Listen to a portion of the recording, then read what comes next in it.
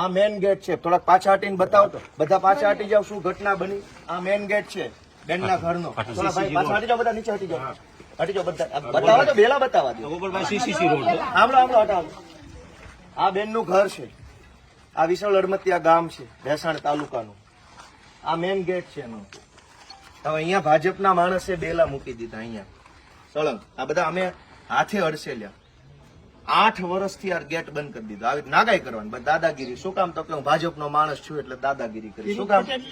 કે આ ભાઈ સીધા માણસ છે. આ બેલા અહીંયા મૂકી દીધા. અહીં સુધી લાઈન હતી અત્યારે. આમ આ ગેટની બહાર કેમ નીકળવાનું? તો બેને મને આજે હું ગામમાં આવ્યો, ફરિયાદ કરી. કીધું હાલો આપણે જ કાઢી નાખીએ બેલા. મામલતદાર શું કાઢવાનું? બરાબર. મામલતદાર ભાઈ આવતા જોઈ મુદ્દા પર જોઈને પાછા વયા જાય. ભાઈ બધા ભાજપ થી બીવે છે, ભાજપની લાજ કાઢે છે. આજે અમે ભેસાણ તાલુકાના વિશાળ અડમતિયા ગામે આ બેનના ઘરનો ગેટ ખુલ્લો કર્યો છે. જે ભાજપ વાળા મોકાતું હોય મને ફાંસીએ ચડાવી દે. હું જોઉં છું કોણ મને કઈ ફાંસીએ ચડાવે. આટલી હદે નાગાઈ કરવાની ગામડામાં ગરીબ માણસો હારે.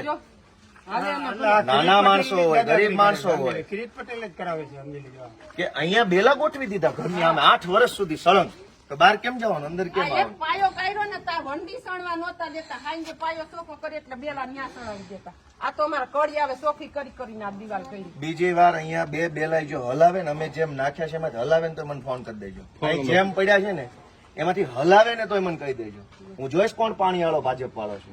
એવું થોડું જ જેમ મૂક્યા છે ને એમ રહેવા જોઈએ. અહીંથી કોઈ સીધાય નથી મૂકવાના. આવે ફેંક્યા એમ ભલે પડ્યા, ગોઠવવાની જરૂર નથી. એવી દાદાગીરી થોડી હોય. ગામ લોકો તમે જરાક બેનને ટેકો આપજો. હાવ આવું ન કરતા.